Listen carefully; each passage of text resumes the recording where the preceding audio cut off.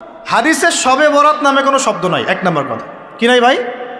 শবে বরাত নামে কোনো শব্দ নাই। আছে লাইলাতুন নিসফুম মিনাশ শাবান, শাবান মাসের মধ্য রজনী। শাবান মাসের মধ্য রজনী। শাবান মাস কি? উত্তর, নবী সাল্লাল্লাহু আলাইহি ওয়াসাল্লাম রমজান মাসের পর যে মাসে রোজা রাখতে বেশি গুরুত্ব দিয়েছেন তার নাম শাবান। আমার সাথে বলেন, শাবান মাস কি? নবী সাল্লাল্লাহু আলাইহি ওয়াসাল্লাম রমজানের পরে যে মাসে রোজা রাখতে খুব বেশি গুরুত্ব দিয়েছেন তার নাম শাবান। আয়েশা রাদিয়াল্লাহু আনহা তিনি বলতেন যে শাবান মাস আসলে নবী সাল্লাল্লাহু আলাইহি ওয়াসাল্লাম এত বেশি বেশি রোজা রাখতেন যে মনে হতো তিনি রোজা ছাড়বেনই না, সারা মাস রেখে ফেলবেন। বেশি থেকে বেশি রোজা রাখতেন শাবান মাসে। প্রশ্ন হচ্ছে কেন? উত্তর, এমনিতে এই মাসটা বরকতময় এবং এই মাসে আল্লাহ পাক তার রহমতে বিপুল সংখ্যক মানুষকে জাহান্নাম থেকে মুক্তি দান করেন। সুবহানাল্লাহ। নবী সাল্লাল্লাহু আলাইহি ওয়াসাল্লাম এই মাসকে তাজিম করতেন। এই মাসের সম্মানার্থে, এই মাসে আল্লাহর রহমত বরকতের স্বার্থে নবী করিম সাল্লাল্লাহু আলাইহি ওয়াসাল্লাম এই মাসে বেশি বেশি রোজা রেখেছেন। সুন্নত কি শিখলাম? শাবান মাসে বেশি বেশি রোজা রাখা সুন্নত। একটা কি পেলাম ভাই? শাবান মাসে বেশি বেশি রোজা রাখা সুন্নত। আপনি যদি মুকিম হন, শরীর সুস্থ থাকে, মুসাফির না, আপনার সুস্থতা আছে, সব ঠিক আছে, আপনি চেষ্টা করবেন এই মাসে বেশি বেশি রোজা রাখার। পারা যাবে ইনশাল্লাহ। এটা নবীর সুন্নত হবে। আরেকটা হাদিস মাথায় নিয়ে নেন, আজকে সারা ওয়াজ ভুলে গেলে এই ওয়াজটা বলেন না। কি হাদিস? নবীজি বলছেন,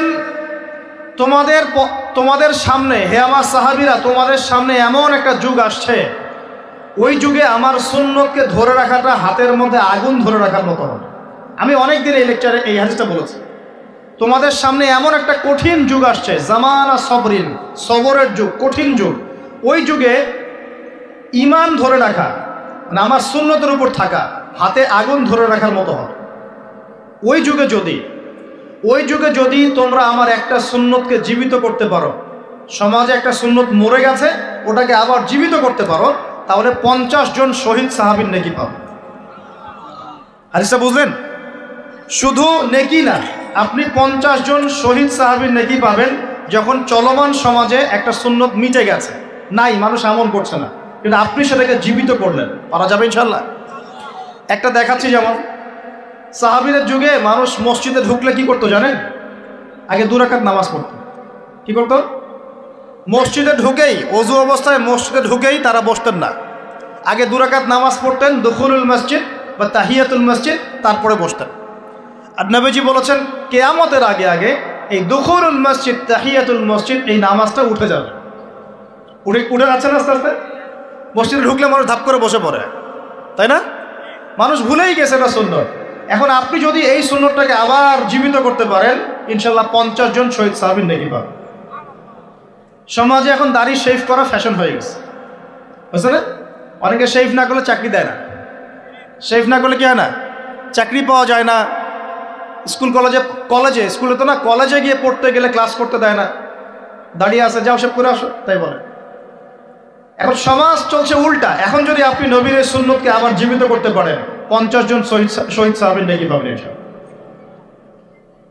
রাতে ঘুমানোর সময় একটা সুন্নত আছে, 33 বার সুবহানাল্লাহ, 33 বার আলহামদুলিল্লাহ, 34 বার কি আল্লাহু আকবার। বহু মানুষই পড়ে না। আপনি যদি পড়তে পারেন, ইনশাআল্লাহ আল্লাহ পাক আপনাকে রেখে দিবেন।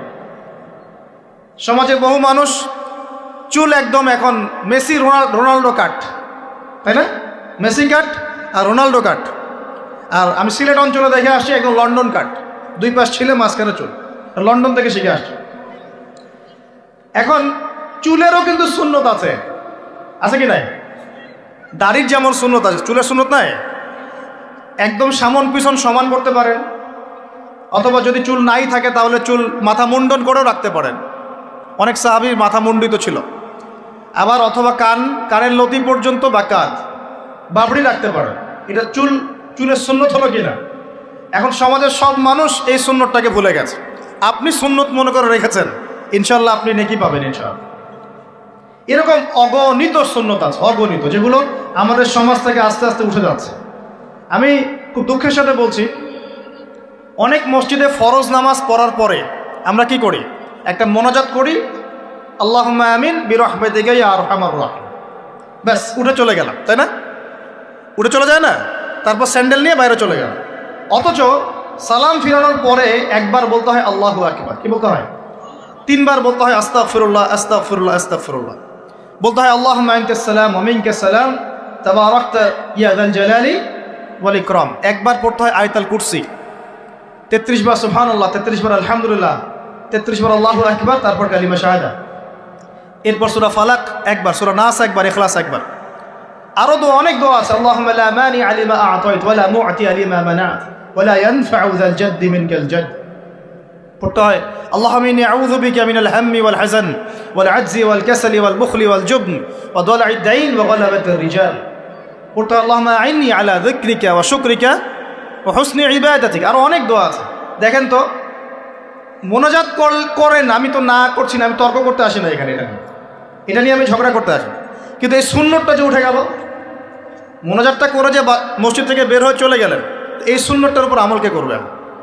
সুন্নত উঠে গেল না? আপনি যদি বসে এখন সুন্নতটা প্রতিষ্ঠা করেন, 50 জন শহীদ সাহাবীর নেকি পাবেন ইনশাআল্লাহ। এগুলো তো গেল আমলিয়াত। সমাজ চলছে সুদের উপরে, আপনি যদি হালাল অর্থনীতি প্রবর্তন করতে পারেন তাহলে কত নেকি পাবেন? সমাজ চলছে জেনায়, আপনি এখন পর্দা প্রতিষ্ঠা করলেন, তাহলে কত নেকি পাবেন? সমাজে চলছে দুর্নীতি, আপনি এখন আমানতদারিতা ইনসাফ প্রতিষ্ঠা করলেন, কত নেকি পাবেন? সমাজে চলছে শয়তানি, সব শয়তানি, কি চলছে? শয়তানি। এখন আপনি আল্লাহ রাব্বুল আলামিনের ওহী প্রতিষ্ঠা করলেন, কত নেকি পাবেন? নিঃসন্দেহে আর অনেক বেশি নেকি পাবেন। আল্লাহ পাক আমাদেরকে সেই লক্ষ্যে কাজ করার তৌফিক দান করুন। প্রিয় ভাইরা, যে কথা বলতে এখানে আসলাম, এক বাড়াবাড়ি এই মাসে নবীজি বেশি বেশি রোজা রাখেন। তাহলে আমরা কি করবো এই মাসে ভাই? 1 নম্বর কাজ, বেশি বেশি রোজা রাখার চেষ্টা করবো ইনশাআল্লাহ, আল্লাহ তৌফিক দান করবেন। এবার আরেকটা পয়েন্ট বলি, সামনে রমাদান মাস। রমজান মাস আসলে আমরা মাশাআল্লাহ পরিপূর্ণ মুসলিম হওয়ার চেষ্টা করি, কিন্তু সারা বছর এটা ধরে রাখতে পারি না। রমজান মাসে যে নামাজ পড়ে না সেও মসজিদে যায়, দেখা যায় যে জুমার নামাজও পড়ে না, ও তারাবির নামাজ পড়তে যায়, যায় কি না? ওই দিন গিয়ে বলে এসি দেন, ইমাম সাহেব এসি অন করেন, তাই না? সারা বছর তো আসে নাই।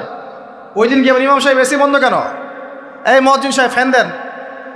তখন ওখানে গিয়ে মানে কি বলবো, হ্যাঁ মাতব্বরি করে আর কি। যাক, তারপরেও যে মসজিদে আসছে আমরা দোয়া করি আল্লাহ হেদায়েত দান করুন। আমরা তো কাউকে পিছনে ফিরাই দিব না, দিব?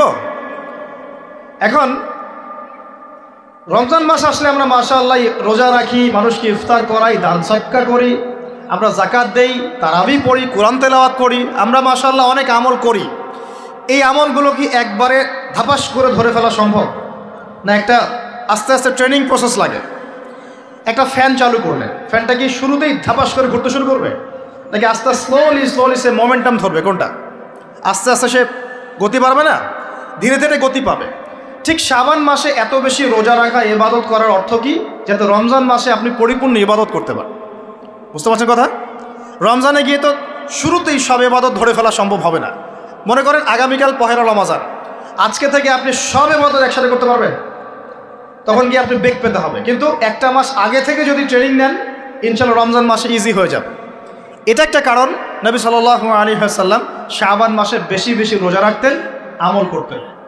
আল্লাহ পাক আমাদের সবাইকে শাবান মাসে বেশি বেশি আমল করার তৌফিক দান করুন, যাতে রমজান মাসে গিয়ে আমরা সুবিধা পাই, রমজান মাসের হকটা আদায় করতে পারি। এবার এই মাসে নবী সাল্লাল্লাহু আলাইহি ওয়াসাল্লাম কি বলেছেন একটা হাদিস থেকে আগে বুঝি। এই হাদিসটা সহ অনেক হাদিসে এই একই রকম কথা এসেছে এবং এই হাদিসটা বিশুদ্ধ। এটাকে অস্বীকার করলে হাদিস অস্বীকারী হয়ে যাবে। বাড়াবাড়ি গ্রুপ, ছাড়াছাড়ি গ্রুপ, উভয়ের জন্যই নসিহত। নবী সাল্লাল্লাহু আলাইহি ওয়াসাল্লাম বলেছেন, ইন্নাল্লাহ তাআলা, নিশ্চয় আল্লাহ রাব্বুল আলামিন, লা ইয়াত্তালিউ ফি লাইলাতিন নিসফি মিন শাবান, শাবান মাসের মধ্য রজনীতে আল্লাহ রাব্বুল আলামিন তার রহমতের দৃষ্টি প্রশস্ত করেন। সুবহানাল্লাহ। আল্লাহ পাক শবে বরাত মানে আমরা যেটা বুঝি প্রচলিত অর্থে, লাইলাতুন নিসফি মিন শাবান, শাবান মাসের মধ্য রজনী, যে 15 শাবানের এই যে রজনী, এই রাতে আল্লাহ রাব্বুল আলামিন তার সৃষ্টির দিকে তার রহমতের দৃষ্টিটা প্রশস্ত করে দেখেন, প্রশস্ত করেন। এবং ওয়াগফিরু লিজামিই খালকিহি, আল্লাহ পাক তার সমস্ত সৃষ্টিকে মাফ করে দেন।